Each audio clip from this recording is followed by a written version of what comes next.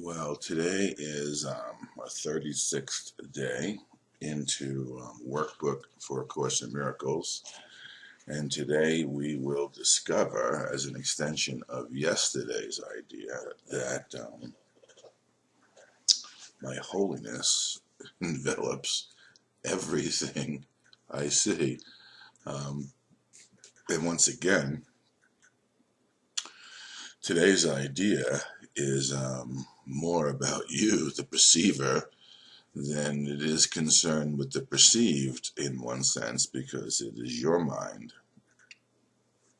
the holiness of your own whole perfect mind that envelops everything you see. And because you are holy, you're holy because your mind is a part of God's. And because you are holy, your sight must be holy as well. Sinless means without sin. You cannot be without sin a little. You are sinless or not. I mean, you're innocent or not. You're guiltless or not. I've said this before. The Course tends to be binary in that it's simple yes or no answers. There's always, early on in the text, he talks about the idea of not reconciling opposition.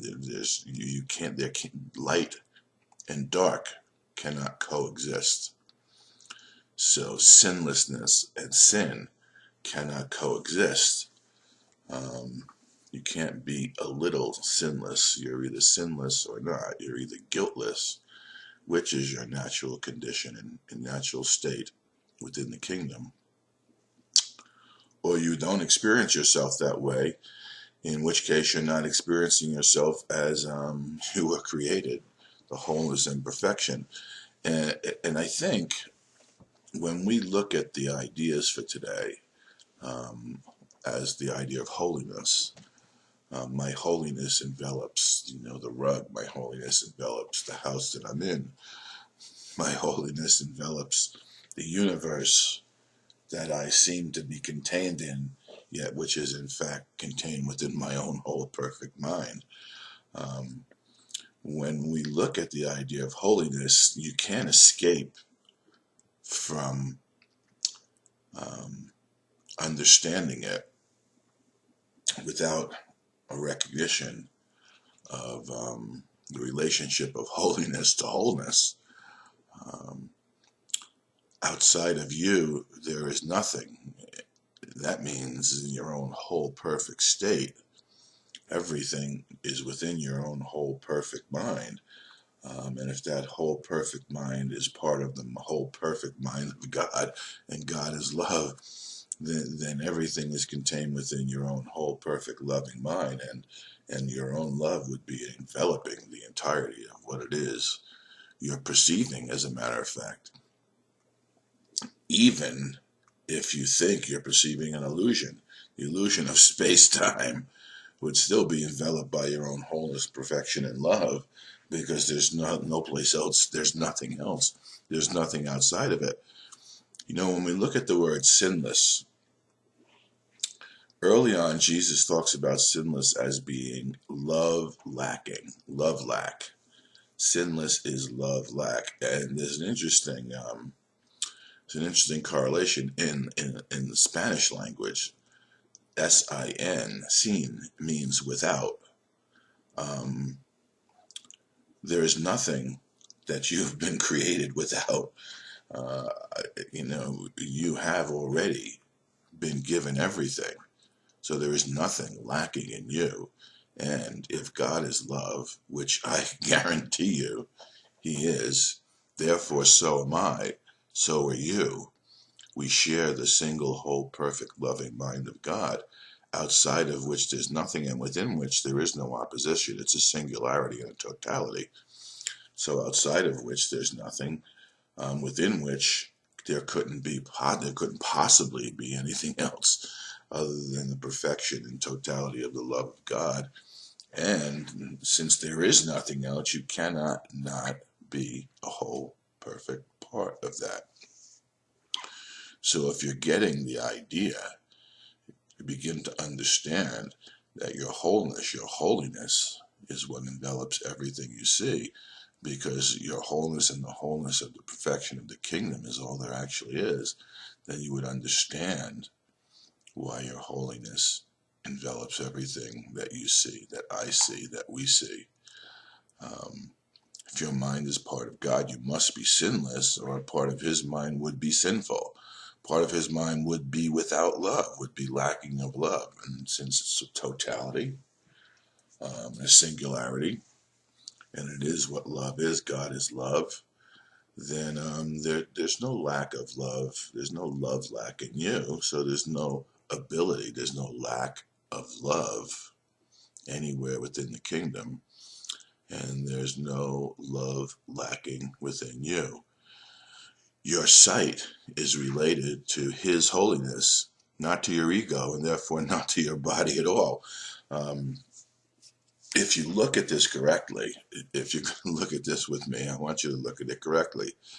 It would be impossible for you to even be dreaming a dream in which love seemed to be lacking unless you were created by something. If that something is God and his reality is whole and perfect and he is only love, then you must be that too. So even the ability to use your eyes, identify the body of eyes, identify the body's eyes, even your ability to use the body's eyes, the identity that you've made for yourself as an ego, must be because of the perfection and wholeness of your creation. So you must be something behind the illusion of what you're seeing. Otherwise, you wouldn't be able to even perceive an illusion around you or come to understand who you are within you. That's why it says your sight is related to his holiness. Your ability to see at any level always relates back. Everything always relates back to the wholeness and perfection of your creator and the wholeness and perfection of your creation. One of the things that I've noticed in my own journey with the Course in Miracles and with Jesus as my tutor is the constant reassociation of everything we're thinking back to our true cause, so as to understand whether it's a true thought or a false thought, and the impossibility of a false thought existing within the kingdom. So the impossibility of a false thought being able to affect who I am, as I am created whole and perfect by the creative force that we've come to call God. So everything, sooner or later, everything is going to be associated with eternal life and the totality of reality, which is God creating, which is love. And nothing, by the time you're done, by the time you go through your own process of becoming a miracle worker and fulfilling your function within the plan for salvation, which will include your awakening to the recognition of the oneness of the Father and Son, there's going to be nothing left within your association of your mind that doesn't relate directly back to God, because your sight and everything about you is related to his holiness, and is the source of your own holiness and perfection.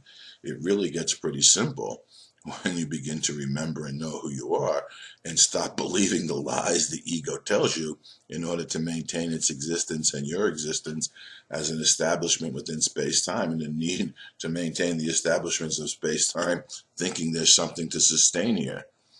There's nothing to sustain here, and nothing is sustainable, and you may have noticed that because it's constantly changing and nothing lasts.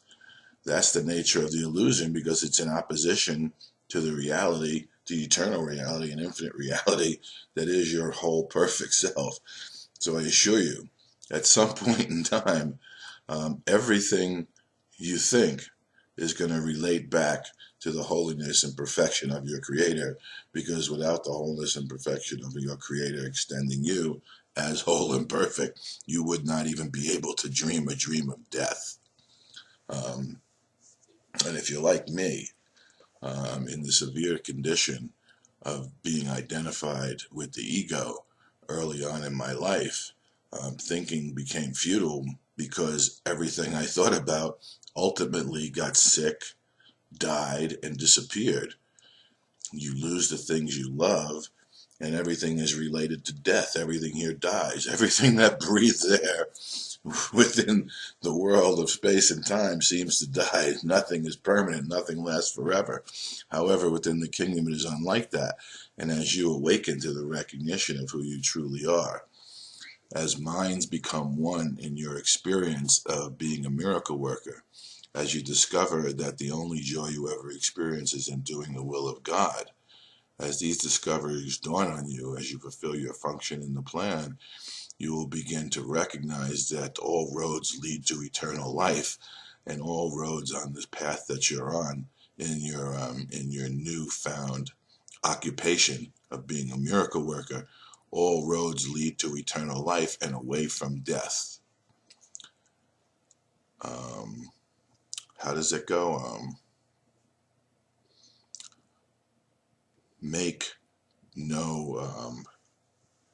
Swear not to die, you holy son of God. You make a bargain that you cannot keep. Now you think you can keep it based on the nature of the illusion that you seem to be participating in, but I assure you it's an illusion. And at some point in time, each and every one of us, as it says further on, some see it on a point of death and rise up to teach it. Some come and go a little while until they make the discovery that death doesn't serve your purpose because it doesn't solve the problem that you're experiencing here in space and time. And that problem is separation. The only experience that will solve the problem is an experience of your own wholeness and perfection, wherein which eternal life is your natural heritage. So as we go along, you'll see how the transformation that takes place in you is the resurrection that's already occurred in our teacher, Jesus Christ, and we're living in that resurrection now. In our minds, all of the ideas in our mind, and all the paths we seem to have been on that were going to lead us to death before, each and every one of the paths that you're on will lead you to eternal life, because there is only eternal life. You don't lack love. You don't exist in a condition of sin. You don't exist without anything. You've been given everything. You don't exist in the world of space and time. You're whole and perfect and perfectly alive within the wholeness of the kingdom, wherein which there is no love lack. So there's no love lacking in you. So your holiness envelops everything you see. And as you go about doing your lesson for today, as you look upon things that seem to cause you consternation or seem to cause you joy, which would be great when you begin to relate the experience of joy back to the truth of your own creation.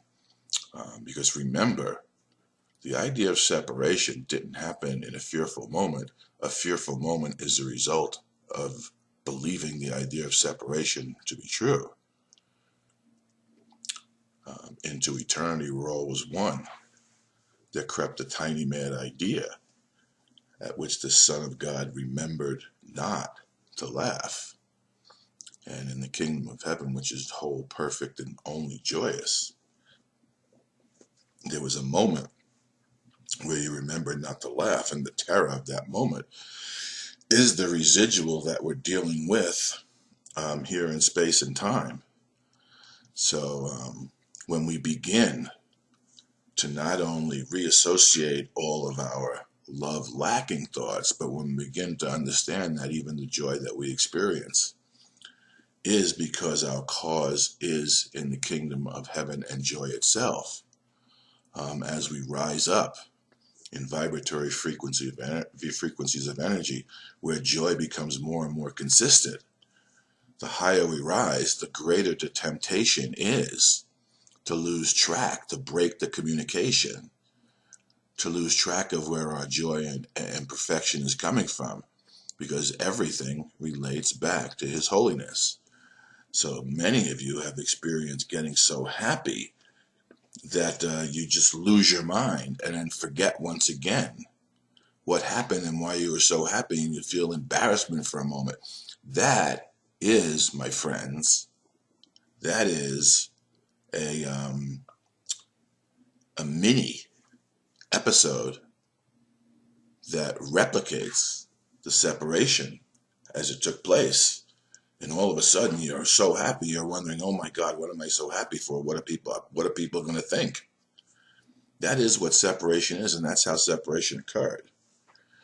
So, as we begin the reassociation of our hearts and our minds, as we begin to reassociate our ideas back to our true source, we're more than willing to allow what we think of as the more negative and horrific ideas to reassociate.